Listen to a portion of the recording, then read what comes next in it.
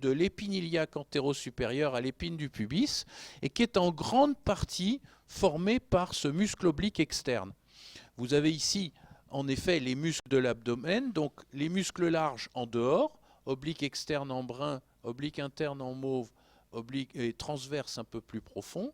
Et puis vous avez les deux muscles droits, ici, qui vont jusqu'à l'épine du pubis. Ce qu'il faut bien comprendre, c'est que l'oblique externe, qui est le plus superficiel, en dedans, va former des piliers.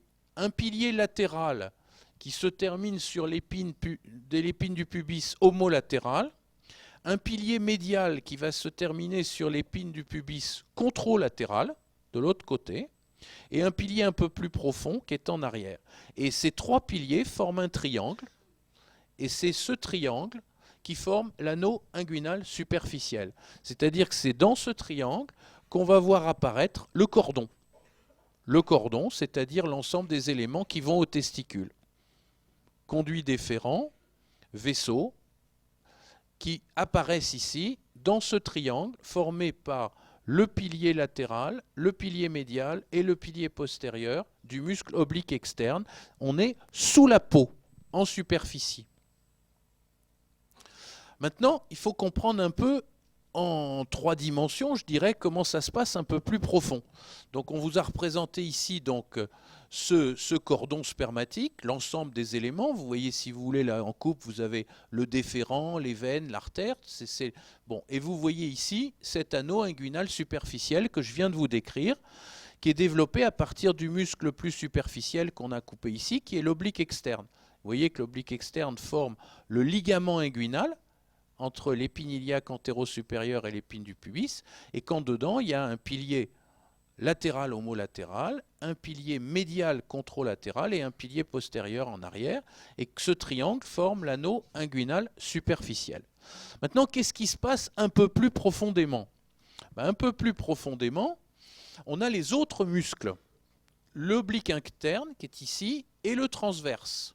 Puis vous avez les autres enveloppes que je vous ai décrites dans les coupes axiales, le fascia transversalis et le péritoine pariétal. Et regardez ici les muscles droits.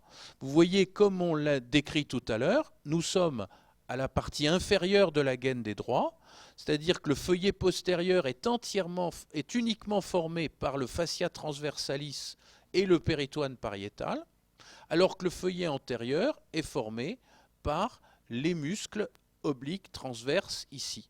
Alors ce qui est important à noter, c'est que les fibres musculaires de l'oblique interne rejoignent les fibres musculaires du transverse pour former un ensemble qui d'abord est musculaire et ensuite fibreux. Et cet ensemble, c'est ce qu'on appelle la faux inguinale. Pourquoi on l'appelle la faux? Parce que c'est ce qui va délimiter l'anneau inguinal profond, c'est-à-dire celui par lequel commence le cordon spermatique ici. On va y revenir dans un instant. La faux inguinale, c'est le rassemblement des fibres musculaires de l'oblique interne et du transverse, ici. Pas l'oblique externe. L'oblique externe, il est coupé ici en surface.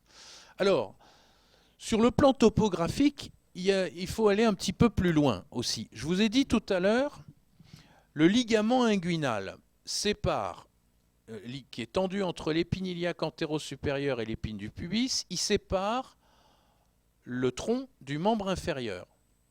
Donc il sépare 2 régions. Au-dessus, c'est la région inguinale. Cette région inguinale appartient à l'abdomen. En dessous, c'est la région fémorale. La région fémorale appartient au membre inférieur. Et là, regardez ce qui se passe, parce que c'est aussi très important sur le plan topographique et clinique. Le ligament inguinal, tendu entre l'épine iliaque antéro-sup et l'épine pubienne, forme une sorte de corde par rapport à l'arc que constitue le bord antérieur de l'os iliaque, de l'os coxal. Et cette corde s'y rassemble par un ligament au milieu ici, qu'on appelle le ligament pectiné. Et ce ligament sépare donc 2 espaces entre le ligament inguinal et l'os. Un espace latéral, un espace médial. L'espace latéral est parcouru par un muscle. C'est ce qu'on appelle le compartiment musculaire.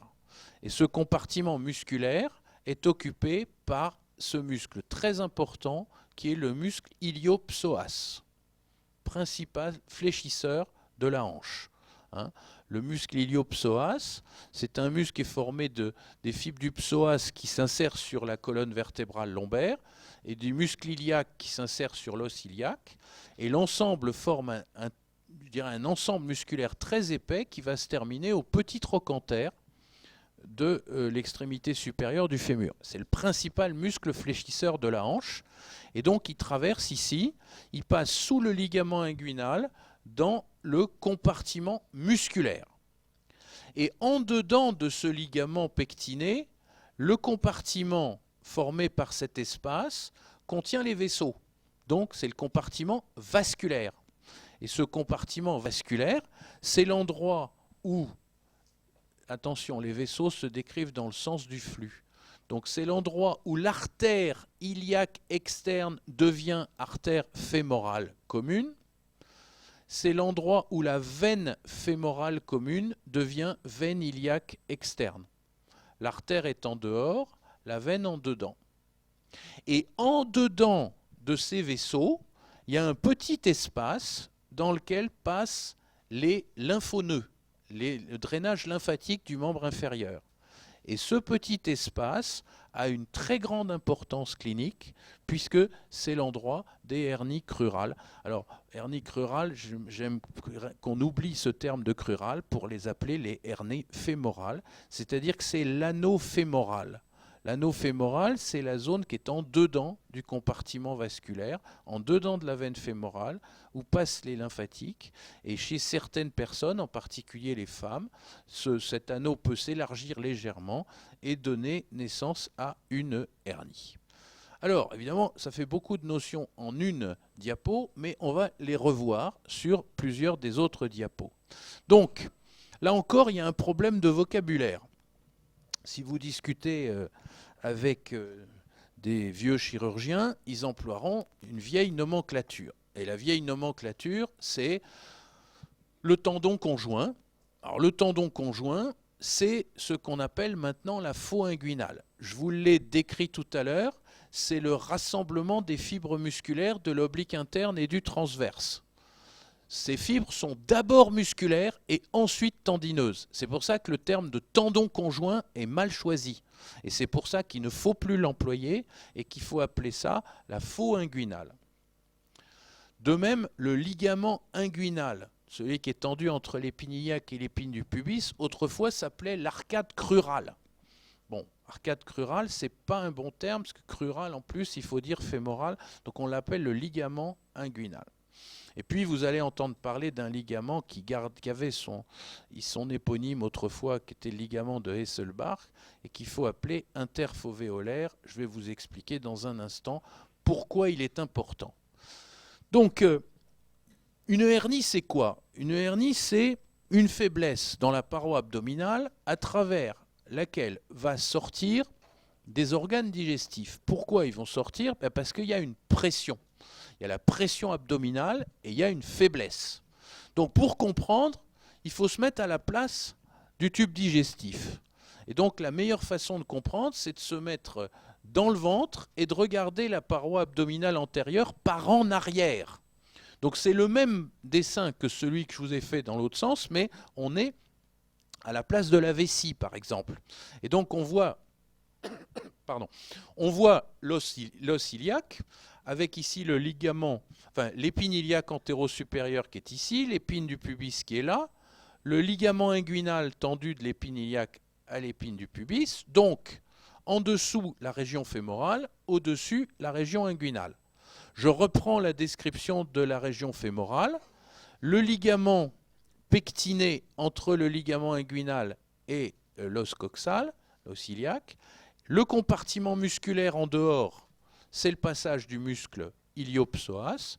Le compartiment vasculaire en dedans, comprenant de dehors en dedans l'artère, la veine et en dedans les lymphonoeux avec l'anneau fémoral.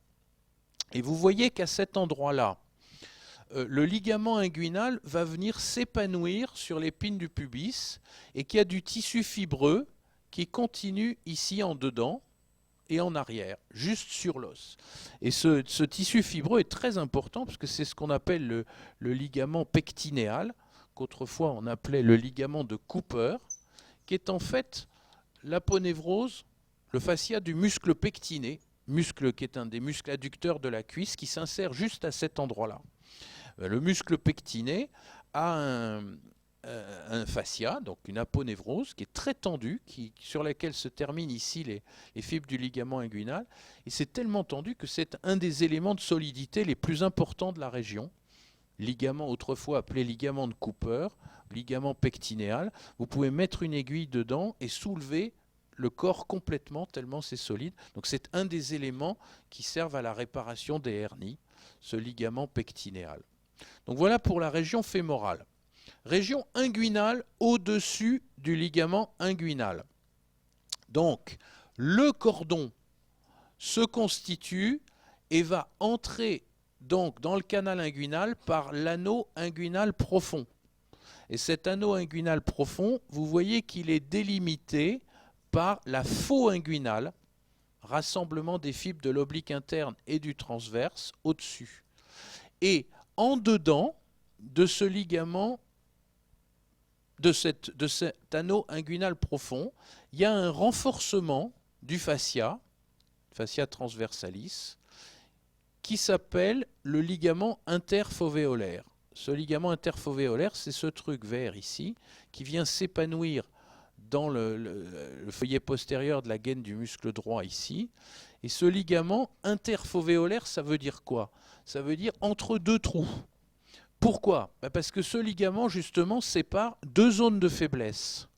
En dehors, c'est l'anneau inguinal profond.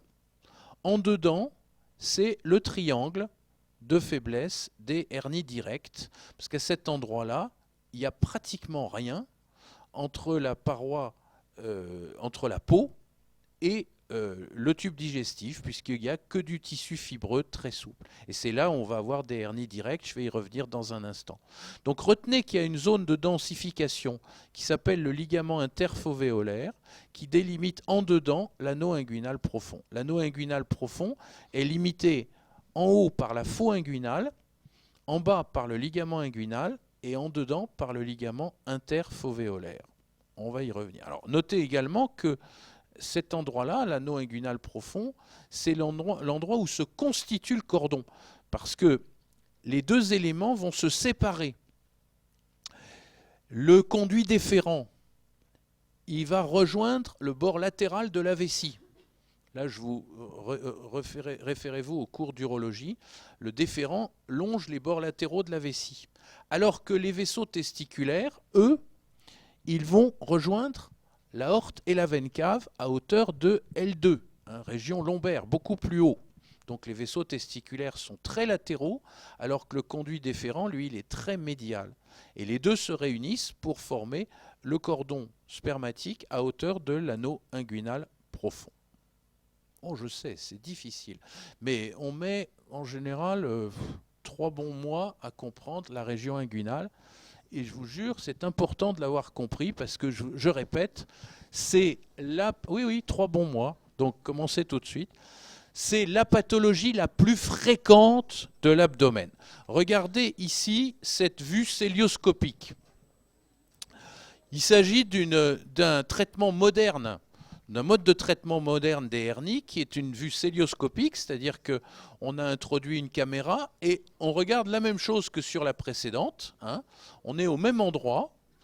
Et qu'est-ce qu'on voit? On voit l'anneau inguinal profond, ici, avec les vaisseaux testiculaires qui sont en dehors, le conduit déférent et son artère déférentielle qui est en dedans. Donc ça, c'est ce qui a été fait après avoir récliné le sac péritonéal, parce que quand il y a une hernie, tout ça est recouvert complètement, et là, on est prêt à... On a déjà récliné la hernie. Donc, je reprends, ligament inguinal, région inguinale de l'abdomen, région fémorale en arrière, vue profonde de l'orifice inguinal profond ici avec alors, les différents points faibles, et là on va arriver progressivement aux hernies, puisque vous aurez un cours sur les hernies que je ne vais pas vous faire, mais qui correspond en fait. C'est-à-dire que on a le ligament inguinal, au-dessus deux zones de faiblesse, qui sont les zones des hernies inguinales, congénitales et directes, et en dessous, une zone de faiblesse, c'est l'anneau.